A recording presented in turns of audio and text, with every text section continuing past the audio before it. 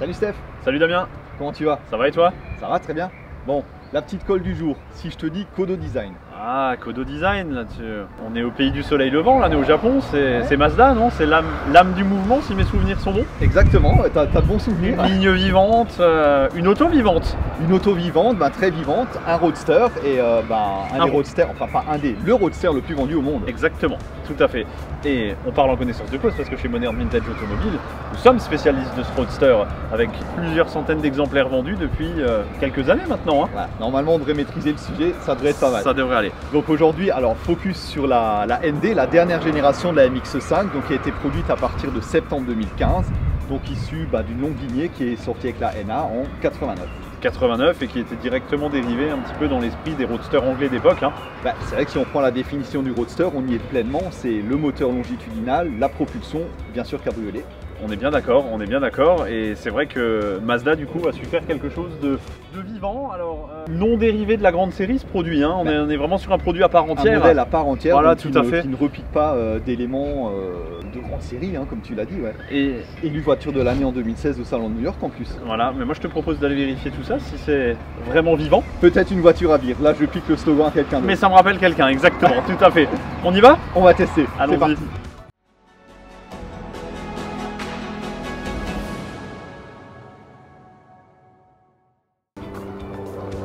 C'est vrai qu'effectivement le style est un petit peu différent. Ouais, moi je trouve qu'il y a quand même une grosse rupture de style par rapport à la version NC, Damien là. Là fini le coup de crayon arrondi, là on est sur la ligne tendue. Hein. Ouais, plus tranché. Kodo Design. Ouais, exactement. On la retrouve là, la Kodo Design. Hein. On la retrouve. Mais moi ce côté, quand on la regarde, là, un petit peu de profil, cette aile un petit peu bosselée.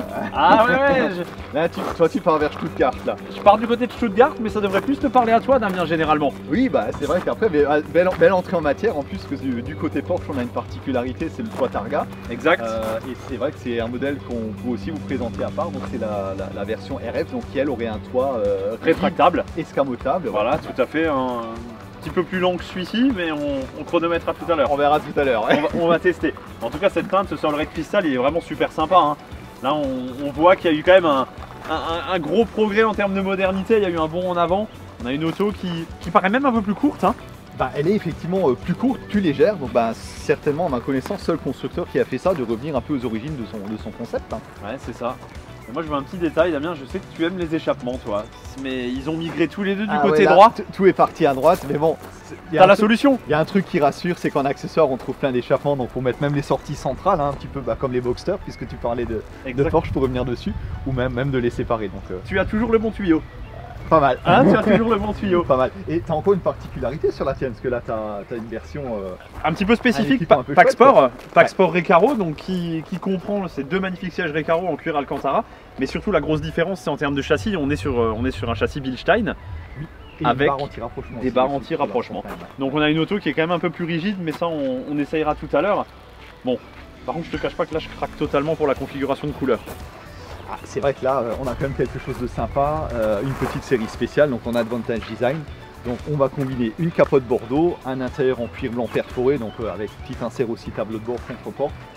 Et alors la teinte effectivement est au choix sur la série, mais nous on a pu se craquer maintenant pour le Machine Grey. Donc il y a aussi une teinte qui est sortie avec le dernier facelift en 2019. 2019 c'est ça. Et là on a la toute dernière évolution en 2021 hein, avec cette configuration, comme tu le disais, en Advantage Design qui franchement rehausse un peu le tout. Hein. C'est l'avantage aussi chez Mazda, c'est que plus le modèle avance en âge, plus il propose un peu de personnalisation, de série. Et on va aller jeter un coup d'œil à l'intérieur, mais en fait on a le côté sport et on a le côté chic. Ouais, oui, hein, exactement. Voilà, exactement. On peut allier les deux, tu vois, selon les envies, selon les humeurs. Tu parlais de capote tout à l'heure, on va faire un petit test. Comment est-ce qu'elle s'enlève? Alors pour la remonter, pareil, c'est très rapide, mais tu vas nous chronométrer. Allez, je te laisse faire. Top. Top départ, allez hop, paf. Ouais, 3 secondes.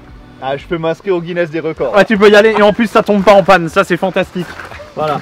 Allez, on s'assoit dedans, on va voir ce que ça donne. Bon, alors ce petit côté chic, qu'est-ce que ça dit? Ouais, c'est classieux, une belle petite finition avec un cuir surpiqué un petit peu sur le tableau de bord là. C'est effectivement le côté perforé que je citais tout à l'heure, donc qui est ajouré, ouais, tout à fait. Bien sympa. Après, équipement moderne, on va dire, outre tous les trucs de confort qu'on a en ce moment, on a de l'Apple CarPlay, on a License Packet, une caméra de recul. Un GPS avec un écran un peu sympa quand même, parce que c'est vrai que sur la NC c'était un petit peu... qu'on l'a déjà évoqué tout à l'heure, mais si on parle un petit peu chiffres, ce qui est sympa, c'est une voiture donc par rapport à la génération d'avant, plus d'équipement, oui, mais plus légère. Ouais, Ils sont forts les Japonais. On est sous la tonne pour le 1 litre 530 je crois. Hein. Ben, pour la version la plus légère, effectivement, on est à 975 kg avec le moteur 1500. Et les versions les plus lourdes, donc si on prend tous les équipements et le RF, on est un petit peu en dessous d'une tonne 100. Ouais, c'est ça, ouais. Donc voilà, franchement, ça laisse présager un plaisir de conduite sympathique. On revient vraiment aux origines, on reste sur ce concept roadster et je crois qu'ils l'ont transcendé. Bah écoute, je te propose qu'on mette les voiles. Allez, on va vérifier ça, les voiles, lève l'ancre, c'est parti. Allez, on y va.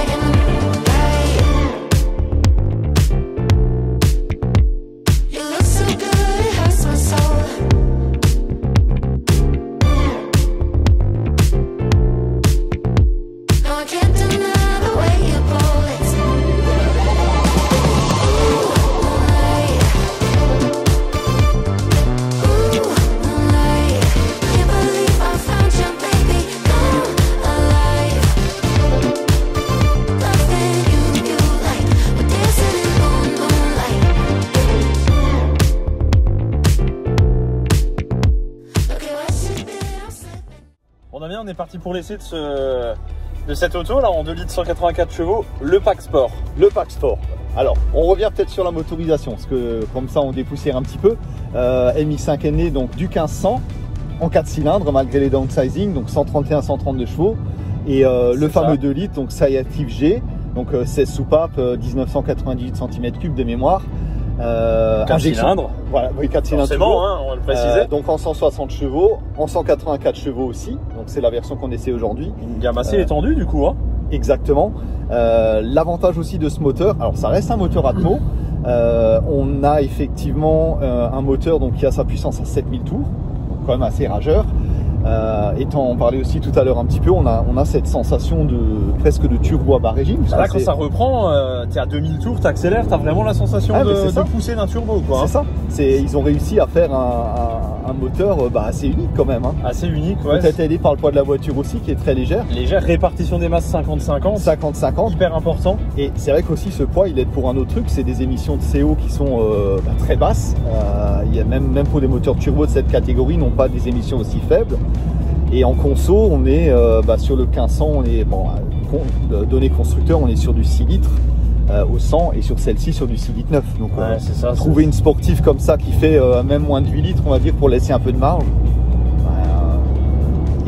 Non, ça n'existe pas, ouais, c'est ça. Et puis ils ont toujours su garder ce côté plaisir, tu vois, vraiment très sympa. On a une commande de boîte qui est absolument sensationnelle, quoi. Hein. C'est de la prise directe hein, sur la MX5 comme sur la NC. On a la boîte qui passe entre les occupants. Mais elle est presque plus précise encore, je trouve. Ils ont vraiment amélioré les choses. C'est assez impressionnant. Hein. Et par rapport à la NC aussi, on est tout en boîte 6. Ouais. De série, y compris le 1500. Y compris le 1500. C'est vrai que l'autre on avait les deux versions. Donc de série aussi maintenant à partir de du facelift, donc sur les 184, on a l'autobloquant. Oui, tout à fait. Ça c'est un petit truc mais vraiment utile. On essaiera tout à l'heure sur un petit virage voir ce que ça donne. Je crois que ça enroule pas mal. Hein. J'ai peur. Donc si jamais ça coupe, c'est qu'on est sur le toit. On est bien maintenu dans les sièges baquets et carreaux. Regarde. Et c'est vrai que quand on accélère un petit peu, il y a vraiment cette belle sensation de pousser. Ça marche bien. Hein. Il y a du répondant, il y a un son qui est sympa, hein. C'est chouette. Et ça prend quasiment 7500 tours, tu vois, on a la zone rouge commence à 7002 jusqu'à 7005. Puis ça. Alors contrairement à la 160 chevaux, je trouve qu'elle ne s'arrête pas de pousser, tu vois, on a vraiment un moteur qui est plein partout. C'est vrai que beaucoup aiment le comportement, aiment beaucoup le 1500, il y a ce côté plus rageur, mais la version 184 le pousse plus loin par rapport au 160. Ouais, on a vraiment quelque chose d'homogène et sympa, c'est le bon mot. Hein. Ouais. Par contre, tu disais, je crois tout à l'heure, 0 à 100 en 6 secondes 5. Moi je crois qu'on a une belle ligne droite, je te propose qu'on essaye ça. Ah bah ça on va laisser, preuve à l'appui. Preuve à l'appui.